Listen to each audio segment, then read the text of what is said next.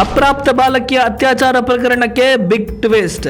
ಇದು ಲವ್ ಜಿಹಾದ್ ಪ್ರಕರಣ ಎಂದ ದಲಿತ ಸಂಘರ್ಷ ಸಮಿತಿ. ಪ್ರೀತಿಯ ನಾಟಕವಾಡಿ ಮುಸ್ಲಿಂ ಯುವಕನೊಬ್ಬ ದಲಿತ ಸಮುದಾಯಕ್ಕೆ ಸೇರಿದ ಅಪ್ರಾಪ್ತ ಬಾಲಕಿಯ ಜೀವವನ್ನೇ ಬಲಿ ಪಡೆದಿದ್ದಾನೆ. ಧಾರವಾಡದ ಗರಗ ಗ್ರಾಮದ 17 ವರ್ಷದ ಅಪ್ರಾಪ್ತ ಬಾಲಕಿಯೊಬ್ಬಳು ಮೇ 8ರಂದು ವಿಷ ಸೇವಿಸಿ ಆತ್ಮಹತ್ಯೆ ಮಾಡಿಕೊಂಡಿದ್ಲು.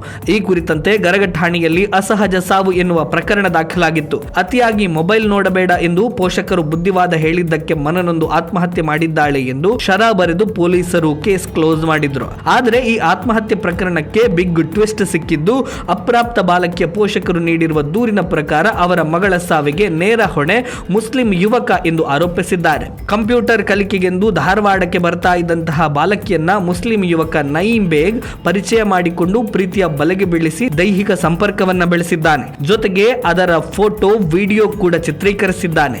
ಆಕೆಗೆ ಹಿಜಾಬ್ ಬುರ್ಖಾ ಹಾಕಿಸಿ ಫೋಟೋ ತೆಗೆಸಿದ್ದಾನೆ. ನಂತರ ಹುಡುಗಿಯ ಪೋಷಕರು ಇಲ್ಲದ ಸಮಯದಲ್ಲಿ ಅವಳ ಮನೆಗೆ ಬಂದು ಹೋಗಿದ್ದಾನೆ. ಹೀಗೆ ಬಂದಾಗ ಸ್ಥಳೀಯ ಗ್ರಾಮಸ್ಥರ ಕೈಗೆ ಸಿಕ್ಕಿಬಿದ್ದು ಪೊಲೀಸ್ ಠಾಣೆಯಲ್ಲಿ ಇಬ್ಬರಿಗೂ ಬುದ್ಧಿ ಹೇಳಲಾಗಿತ್ತು. ಇಷ್ಟಾದರೂ ಬೆನ್ನು ಬಿಡದ ನಯೀಂ ಖಾನ್ ಮತ್ತೆ ಯುವತಿಯ ಸಂಪರ್ಕ ಸಾಧಿಸಿ ಆಕೆಗೆ ಕಿರುಕುಳ ಕೊಟ್ಟು ಆತ್ಮಹತ್ಯೆ ಮಾಡಿಕೊಳ್ಳುವಂತೆ ಪ್ರಚೋದನೆ ನೀಡಿದ್ದಾನೆ ಎಂದು ದೂರಿನಲ್ಲಿ ತಿಳಿಸಿದ್ದಾರೆ.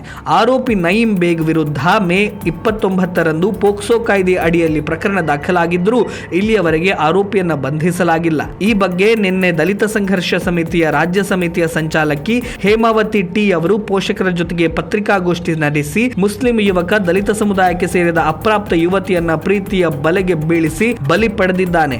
ಇದು ಲವ್ ಜಿಹಾದ್. ಇದರಿಂದಲೇ ಯುವತಿ ಪ್ರಾಣ ಕಳೆದುಕೊಂಡಿದ್ದಾಳೆ ಎಂದು ಆರೋಪಿಸಿದ್ದಾರೆ. ಯುವತಿಯ ಮೊಬೈಲ್ನಲ್ಲಿಯೇ ಯುವಕನೊಂದಿಗೆ ಇರುವಂತಹ ಅಶ್ಲೀಲ ಫೋಟೋಗಳಿವೆ. ಅಪ್ರಾಪ್ತೆಯ ಸಾವಿನ ಬಳಿಕ ನಯೀಂ ಬೇಗ್ನ ಮೊಬೈಲ್ ಸ್ವಿಚ್ ಆಫ್ ಆಗಿದೆ. ಪೋಕ್ಸೋ ಕಾಯ್ದೆಯ ಅಡಿಯಲ್ಲಿ ಪ್ರಕರಣ ದಾಖಲಿಸಿದ್ರೂ ಈವರೆಗೆ ಯುವಕನ ಬಂಧನ ಆಗಿಲ್ಲ. ಪೊಲೀಸರು ಸಹ ಈ ಪ್ರಕರಣದಲ್ಲಿ ಯುವಕನ ಪರವಾಗಿ ಕೆಲಸ ಮಾಡಿದ್ದು, ಎಸ್ಪಿ ಸೂಚನೆಯ ಮೇರೆಗೆ 15 ದಿನಗಳ ಬಳಿಕ ಪ್ರಕರಣವನ್ನು ದಾಖಲಿಸಿಕೊಳ್ಳಲಾಗಿದೆ. ಪೋಷಕರು ಅನಕ್ಷರಸ್ಥರಾಗಿದ್ದು ಅದರ ಲಾಭ ಪಡೆದು ಪೊಲೀಸರು ಈ ಪ್ರಕರಣವನ್ನು ಮುಚ್ಚಿ ಹಾಕುವ ಕೆಲಸ ಮಾಡಿದ್ದಾರೆ. ಇಲ್ಲವಾದರೆ ಅಪ್ರಾಪ್ತ ಯುವತಿಯ ಸಾವಿನ ನ್ಯಾಯಕ್ಕಾಗಿ ಪೋಷಕರೊಂದಿಗೆ ಧರಣಿ ಸತ್ಯಾಗ್ರಹ ಮಾಡುವುದಾಗಿ ಹೇಮಾವತಿ ಟಿ ಅವರು ಎಚ್ಚರಿಕೆ ನೀಡಿದ್ದಾರೆ.